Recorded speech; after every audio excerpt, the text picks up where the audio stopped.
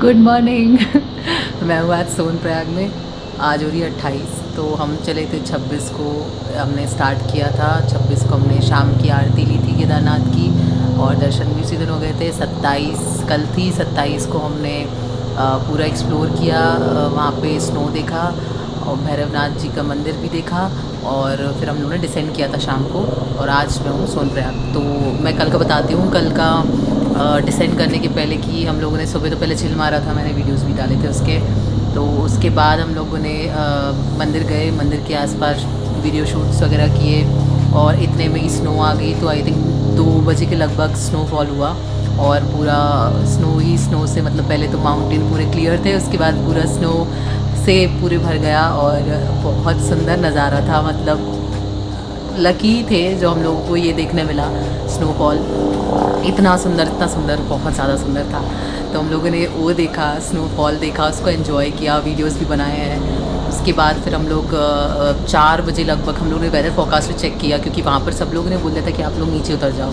तो हम लोग उतरे नहीं, हम लोगों ने कहा थोड़ी देर में चलते, क्योंकि इतना स्नोफॉल था, इतना तेज़ स्नोफॉल था कि मतलब आप अगर उतरते तो गीले होके ही नीचे आते थे। तो हम लोगों ने डिसीजन लिया कि हम थोड़ी देर रुकते हैं और हमने फिर वेदर फोरकास्ट चेक किया। वहाँ पर ऊपर नेटवर्क बहुत कम आता है, सिर्फ केदारनाथ जी के पास में नेटवर्क आता है और कहीं कहीं स्पॉट पे आता है जियो तो चलता है। मेरा जियो था तो चल रहा था काफ़ी जगह पर वीडियो कॉल्स कुछ ही स्पॉट्स पे हो पा रहे थे, मतलब इतना भी क्लियर नहीं था। तो वहाँ से हम लोगों ने, मैंने घर वालों को वीडियो कॉल्स कराए, एक बार उन लोगों को दर्शन कराई दिया स्नोफॉल के साथ में, वो सबसे बड़ा अच्छा लगा मुझे। वो हुआ। उसके बाद हम लोगों ने वेदर फोरकास्ट चेक किया तो उसने लगभग 4 बजे तक का दिखाया कि 4 बजे तक स्नो, हमने 3 बजे चेक किया था तो 4 बजे तक दिखाया कि स्नोफॉल है। फिर उसके बाद उसने देखा कि फिर हम लोगों ने देखा कि 5 बजे तो लगभग नॉर्मल दिखा रहा था। तो हम लोगों को लगा कि हम थोड़ा रुक जाते हैं, फिर 3 घंटा में भी शायद लखनऊ उतरने, तो हम लोग शाम को रात में उतर जाएंगे। तो वो डिसीजन लेके हम लोग रुके और सच में हमारे सामने स्नो रुक गई। 4 बजे लगभग स्नो पूरा रुक गया था और फिर हम लोगों ने वहाँ पर स्नो के रुकने के बाद पूरा नीचे हो जाता ना, जम जाती है आइस, जमने लगती है, क्योंकि आप वो स्नो मतलब पिघल के एंड वो मेल्ट होके फिर वापस से वहाँ पर जम जाता है। तो वो जमने लग गया था, तो चलने में ऑब्वियसली थोड़ा बहुत जगह फिसलन होने लग गई थी।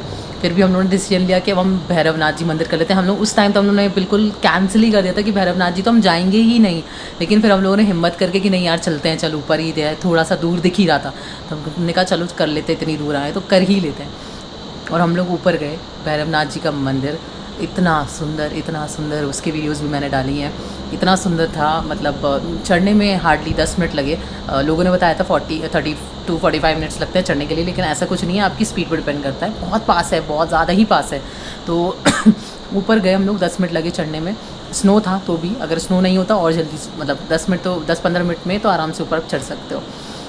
तो हम लोग ऊपर गए, ऊपर से जो पूरी केदारनाथ सिटी, मतलब केदारनाथ पूरा जो शहर था वो पूरा दिख रहा था, जो भी कस्बा है वो पूरा हमको व्यू दिखा ऊपर से, और पूरा आइस से ढका हुआ था, इतना सुंदर था। तो वो देखा हम लोगों ने। उसके बाद हम लोग वहाँ से नीचे उतरे, तो ऊपर चढ़ने के 10-15 मिनट और उतरने में थोड़ा ज़्यादा टाइम लगा, क्योंकि स्नो जम रही थी और हम लोग फिसल रहे थे वहाँ पर मैं गिरी नहीं। तो हम लोग उधर से 15-20 मिनट और, मतलब 5-10 मिनट और एक्स्ट्रा मान लीजिए, वो हम लोगों ने किया, नीचे उतरे। फिर हम लोग उसके बाद भैरवनाथ जी, मतलब 40-45 मिनट्स में तो आपको पूरा हो जाता है, मतलब देख के बहुत ठंडा रहता है, आपको जूते भी उतारने पड़ते हैं वहाँ पर, तो फ्रॉस्ट बाइट के थोड़े चांसेस होते हैं। वो हम लोगों ने किया, हम लोग नीचे आए। उसके बाद हम लोग गए, हम लोग मतलब कितने बज गए थे, 5 लगभग बज गए थे। फिर हम लोगों ने 6:30 बजे 6 बजे हम लोग बेस कैंप से निकले, मतलब केदारनाथ जी से पहले बेस कैंप गए, वो भी 10-15 मिनट का ही रास्ता था, और क्योंकि उतरना रहता है तो थोड़ा इजीली पड़ता है। तो 10-15 मिनट में हम लोग बेस कैंप पहुँचे। बेस कैंप से हमने हमारा बैग उठाया, हमने एक दुकान शॉप में हमारा बैग रखा हुआ था, जिनके हम लोग स्टे किया था। सचिन या जिनका नाम याद नहीं आ रहा, सॉरी। तो उनके यहाँ मैंने स्टे किया था, तो उन्हीं के यहाँ मैंने शॉप पे मैंने अपना सामान रखा था, वो उठाया हम लोगों ने। हम लोग फटाफट वहाँ से निकले। 6 बज रहे थे लगभग। हम लोगों ने 6:45 बजे स्टार्ट किया। फिर हम लोगों ने, जो रास्ता था वो काफ़ी मडी हो गया था, मतलब पूरा कीचड़ ही कीचड़ था, क्योंकि आइस भी थी, पानी पिघली थी, और ऊपर से आपके जो हॉर्सेस चलते हैं, घोड़े चलते हैं, तो काफ़ी जो कीचड़ वगैरह होता है ना, वो काफ़ी हो जाता है वहाँ पर। तो कीचड़ वगैरह था काफ़ी, उतरने में आपको स्लिपरी भी हो रहा था, कभी कभी कहीं कहीं शुरू में तो थोड़ी आइस भी थी, बट हम लोगों ने मैनेज कर लिया। और उसके बाद रास्ते में अब धीरे धीरे अंधेरा होने ही लग गया था।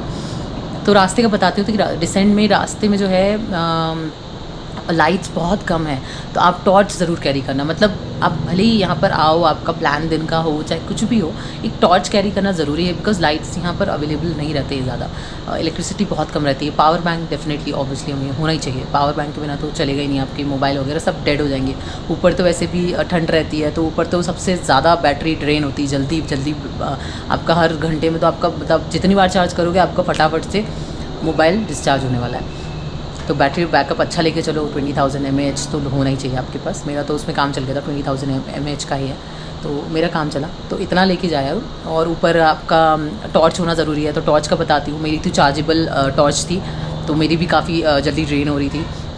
ऊपर रास्ते में लाइट्स नो डाउट लगा रखी गवर्नमेंट ने, लेकिन वो बहुत जगह बंद थी और ट्रिपी भी हो रही थी, कहीं तो ब्लिंक होती है तो ब्लिंक भी हो रही थी, अनक्लियर नहीं था रास्ता, बहुत जगह तो सुनसान था बिल्कुल, वहाँ अंधेरा ही था, कुछ नहीं दिख रहा था। मतलब विदाउट टॉर्च लाइट आपको समझेगा ही नहीं कि क्या रास्ता है। तो you should carry a torch, ठीक है। तो मेरे पास लकीली टॉर्च रहती, मतलब मैं तो अपनी तैयारी के साथ चलती हूँ, तो टॉर्च तो मेरे पास रहती है।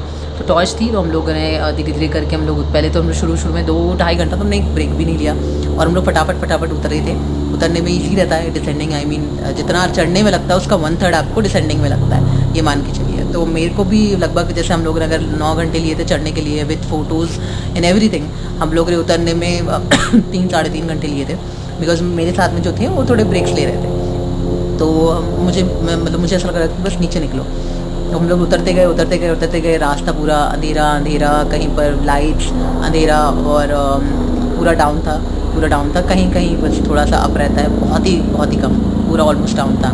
तो हम लोग ने तारे वारे सब देखे, रात हो गई थी, एकदम अंधेरा था, पूरे तारे देखते हुए हम लोग आए नीचे। हम लोगों को लगभग मतलब अगर नॉर्मल अगर ट्रैकर वगैरह कुछ होगा तो उसको 2.5-3 घंटे में नीचे आ सकते हैं आराम से।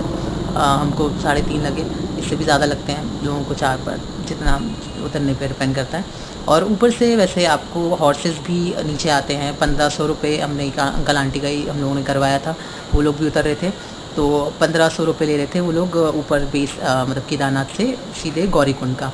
तो आई थिंक वो भी ऑप्शन आप ले सकते हैं, बट उसमें केयरफुल रहना, क्योंकि इसमें लोग गिरते भी हैं, मैंने सुना है, और काफ़ी लोगों ने ये बताया हम लोगों को कि लोग गिरते हैं। हमने तो हॉर्स नहीं लिया था, तो गिरते हैं लोग।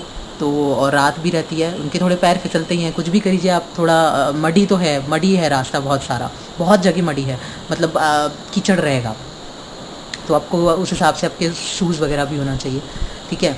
तो और आप अब संभल के थोड़ा चलना पड़ता है, और रात रहती है तो उस हिसाब से तो आप देख ही सकते हैं कि रात में आपको दिखेगा भी नहीं, मडी भी है, तो उस हिसाब से चलिए। फिर उसके बाद आप जब नीचे आते हैं तो मतलब आपका रास्ता पूरा उतरने वाला है, और डिसेंडिंग के टाइम अगर रात में करते हो तो रात में बहुत कम लोग रहते हैं। हमें तो बहुत कम लोग मिले थे, लाइक उतरने वाले बहुत कम थे, चढ़ने वाले भी बहुत कम थे, मतलब इतनी कम भीड़ थी कि जितनी हम जाते समय जितनी हमने देखी थी, उतरते समय हमने कुछ भी नहीं देखा उसका, ये मान के चलिए। तो और रात में तो उतरते ही नहीं हैं, कम लोग उतरते हैं।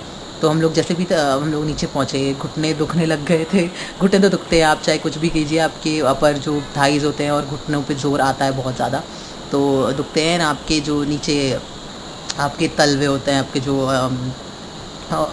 मुझे नाम याद नहीं आ रहा, तो ये जो आपके नीचे का जो पार्ट होता है पैर का, वो भी दुखता है आपके, मतलब मेरे अंगूठे बहुत दुखने लग गए थे, क्योंकि स्लोप रहता है, नीचे बार बार आपका टकराता है आपके उंगलियां और अंगूठे, तो वो थोड़ा दुखता है कंटिन्यूसली। अगर आप भाग के करते हो तो ऐसा होता है, बट आप संभल के चलिए, कोई जल्दबाजी नहीं है, आराम से अपना स्टिक लेके भी आप उतर सकते हैं। मैं स्टिक नहीं लेती हूँ, स्टिक वैसे अच्छा रहता है, आपको थोड़ा सपोर्ट वगैरह मिल जाता है, आपके पैर पे कमज़ोर आता है, आपके नीज़ पे कमज़ोर आएगा, तो उस हिसाब से आप कर सकते हो प्लान। तो ऐसे करके हम लोग डिसेंड किए पूरा। फिर हम लोग नीचे पहुँचे तो हमको गुप्तकाशी दिखा, गौरीकुंड दिखा। गौरीकुंड में हम लोग पहुँचे, मार्केट पूरा ओपन था, लगभग 10 पौने 10 बजे समथिंग कुछ था, 9:30-10 के आसपास हम लोग जब पहुँचे थे, तो अच्छा मार्केट ओपन था, खाना पीना, वहाँ पर भी स्टे है, वहाँ बहुत सारे लोग स्टे करते हैं, वहाँ पर भी रूम्स अवेलेबल है, तो अच्छा सा खासा मार्केट है वहाँ पर भी, तो वहाँ पर भी आप स्टे कर सकते हो। तो हम लोगों ने डिसाइड किया कि हम लोग गौरीकुंड में स्टे नहीं करेंगे, वहाँ पर भी एक कुंड है जो हमारा मिस हो गया, क्योंकि हम लोग गए थे तो हम लोगों ने किया नहीं, ये सोच के कि हम लौटते वक्त करेंगे। तो गौरीकुंड नहीं किया, शायद मैंने सुना है वहाँ पर गर्म पानी रहता है, कुछ नेचुरल हॉट वाटर है, पर शायद अंदर जाना अलाउड नहीं है उसके अंदर, ऐसा कुछ है। पहले शायद अलाउड रहता था नहाना, not sure, I am just, ये मुझे किसी से सुना हुआ है मैंने। तो ये ऐसा था, हम लोग नीचे उतरे, गौरीकुंड में हम लोग गए। गौरीकुंड से यहाँ से शेयरिंग मिल रही थी, 50 रुपीज़ पर पर्सन ले रहा था वो।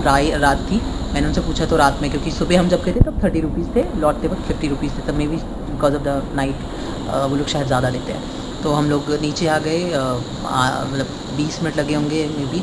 हम लोग नीचे आए, आधा घंटा मान सकते हैं। हम लोग वहाँ से आते आते हम लोगों को यहाँ पर आधा घंटा लग गया था लगभग, सोनप्रयाग से आते आते। और हम लोगों ने वहीं स्टे लिया था, हम लोगों ने पहले लिया था। तो मैं गणेश भाई के यहाँ रुकी हूँ, गणेश साई करके हैं। इनका थोड़ा सा मार्केट के ऊपर ही स्टे है, आप ऊपर चढ़ के आना पड़ेगा। GMBK के पास में ही है इनका, बट अच्छा है। लाइक मुझे वो पर्सनली बहुत अच्छे लगे। मैं बहुत अच्छे इंसान है दोनों जो भाई लोग हैं।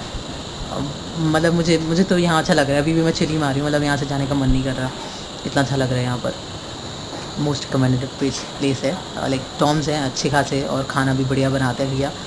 100 रुपीज़ तो खाने का है, 50 रुपीज़ गर्म पानी का है ऐसे। और चार्जेस जो भी उनके डॉम्स के अकॉर्डिंग टू द सीज़न चलते हैं, तो वो आप कॉल करके भी पता कर सकते हैं। नीचे जब भी आएंगे तो मिल जाएगा, अच्छी रुकने की व्यवस्था है, पीछे रूम्स भी बन रहे हैं पर्सनल वाले, तो इट्स अ गुड प्लेस। सो ऐसा हमारा पूरा रास्ता रहा। बट या बहुत ज़्यादा टायर्ड हम लोग फील कर रहे हैं, मतलब इतना थक गए थे हम लोग, इतना थक गए थे, उतरते उतरते इतना ज़्यादा थक जाते हो, आपके पूरे घुटने वुटने सब जवाब दे देते हैं। ऐसा करके हम लोग उतरे। लेकिन हाँ, टॉर्च ज़रूर लेके जाइए प्लीज़, टॉर्च के बिना नहीं करना है। और रात में कर रहे तो रात में कभी भी करो, टॉर्च ज़रूर कैरी कीजिए केदारनाथ के इस सफ़र में। और थक जाते हैं रात में आके, अब फिर अपना आराम कीजिए, गर्म पानी डालिए, कुछ भी कीजिए, ठीक है। आई थिंक मेरे नीचे कुछ है क्या?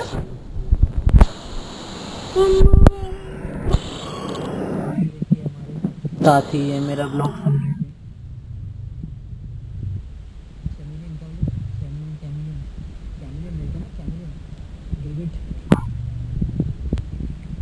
चलिए, आज का अब हम लोगों का प्लान शायद यहाँ से, जब तो चली मार रहे हैं यार, हम लोग थक गए काफ़ी।